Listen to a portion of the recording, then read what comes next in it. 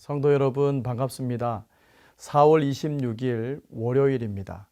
오늘 말씀대로 365는 열왕기하 13장에서 15장까지의 말씀입니다.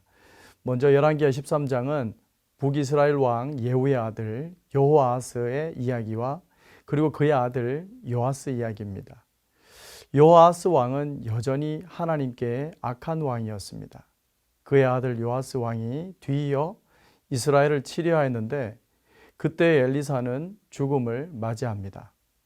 열왕기하 9장에 엘리사는 제자들을 보내서 예후에게 기름을 부어 왕으로 세운 사건 이후에 이제 이 오늘 열왕기하 2장에서 전혀 이야기를 하지 않다가 오늘 등장해서 이제 엘리사의 죽음을 이야기하고 있습니다. 엘리사는 죽음 직전에 요아스에게 아람을 이길 기회를 줍니다. 그래서 요아스는 6번 치라고 했던 그 화살을 치지를 못하고 믿음 없음으로 3번밖에 치지를 않습니다. 그래서 아람을 완전히 전멸할 수 있는 기회를 잃어버리게 되죠. 하지만 엘리사의 예언대로 이스라엘은 아람을 3번 정도는 이기게 됩니다. 그래서 빼앗겼던 성읍들을 찾게 됩니다. 이제 14장에서는 유다 왕 아마샤의 이야기로 시작됩니다. 아마샤는 여호와 보시기에 정직한 왕으로 평가받았지만 산당만은 그대로 둬서 백성들이 우상 숭배하도록 방치했습니다. 유다는 에돔을 쳐서 크게 승리하였고 셀라를 점령하면서 오랜만에 승리를 맛보았습니다. 하지만 승리에 도취한 아마샤는 교만해졌고 그 기세를 몰아서 한민족이며 동맹국이었던 이스라엘에 전쟁을 하게 됩니다. 하지만 패하게 되죠. 그래서 우리도 신앙생활 하다 보면 가장 위험할 때가 있는데 그때는 바로 기도에 응답된 때라는 것을 알아야 됩니다. 이 일이 잘 될 때 마찬가지입니다. 칭찬을 받을 때 넘어질까 조심해야 함을 오늘 말씀은 우리에게 증거하고 있는 것입니다. 그래서 전쟁에 패한 유다 왕 아마샤는 이스라엘 왕 요아스에게 포로로 잡히고 성전과 왕궁 곳간에 있는 금과 은 모든 기명들을 빼앗기고 사람들까지 포로로 잡혀가게 되는 추욕을 당하게 됩니다. 14장 하반절까지는 이렇게 아마샤의 남은 이야기와 죽음을 언급하고 있고 또 이스라엘 왕 여로보암 2세 이야기로 마무리가 됩니다. 15장에서는 남유다 왕 아마샤의 아들 아사랴가 왕이 되는데 이 시기에는 이스라엘과 유다 왕국 모두 평화와 번영의 시대였습니다. 아사랴 왕의 이름이 조금 혼동되는데 왕 위명으로는 우시야였습니다. 그래서 아사랴라고 얘기했다가 우시야 왕이라고 얘기하기도 합니다. 그 아사랴는 여호와의 보시기에 정직히 행하셨으나 산당을 제거하지 않아서 백성들이 여전히 우상숭배로 죄짓게 되었습니다. 그런 연고로 하나님께서 왕을 치심으로 나병 환자가 되는데 죽는 날까지 불행히도 별궁에 거하게 됩니다. 한편 이스라엘은 스가랴 왕 그리고 살룸에 이어서 무나엠으로 이어지는 왕과 나라의 상황은 점점 더 악화되어 가서 계속적으로 모반이 일어나고 쿠데타가 일어나는 거죠. 베가 호세아가 바로 반란을 일으키고 왕이 되었습니다. 아수르의 침략은 더욱 거세져서 이스라엘 땅을 점령하고 사람들을 포로로 끌고 가는 지경까지 이르게 됩니다.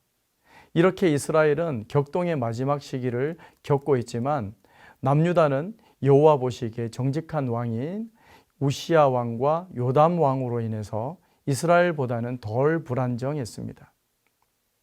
어려운 시기에도 하나님은 남은 자들을 통해서 일하심을 오늘 말씀을 통해서 우리는 볼 수 있었습니다.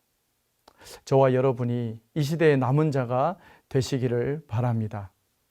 이제 이 말씀을 위 목사님의 말씀으로 더욱 깊이 묵상하시기를 바랍니다. 4월 26일 한 주간 시작되는 월요일입니다. 이번 한 주간 동안도 하나님 안에서 복된 삶을 매일같이 누리시기를 간절히 원합니다.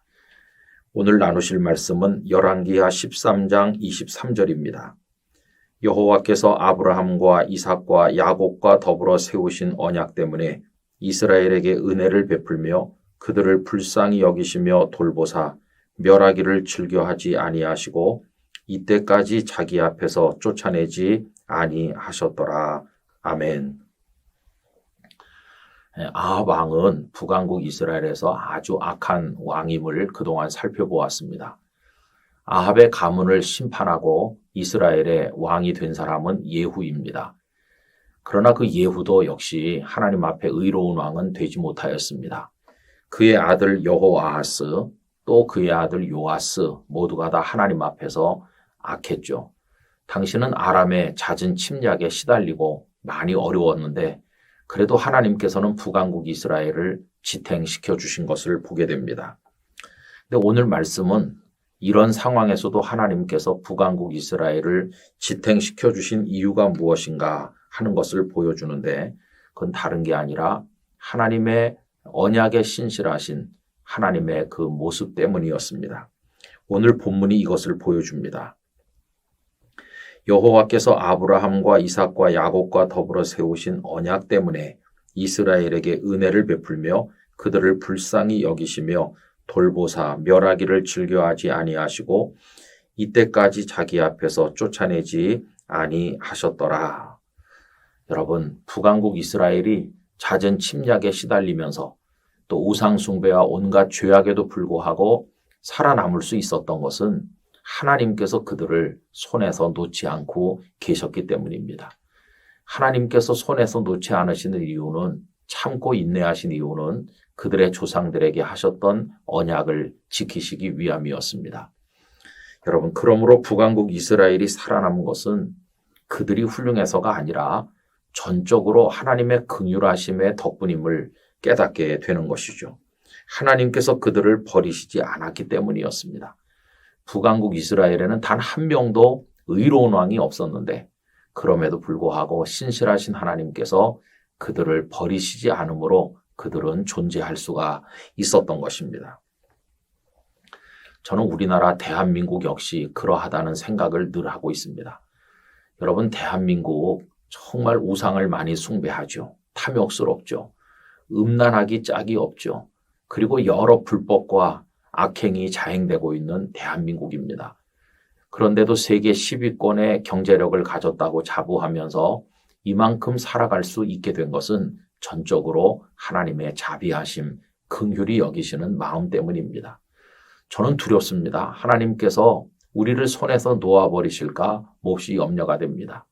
하나님께서 우리를 포기하시면 그때가 우리의 멸망의 날이 될 것입니다.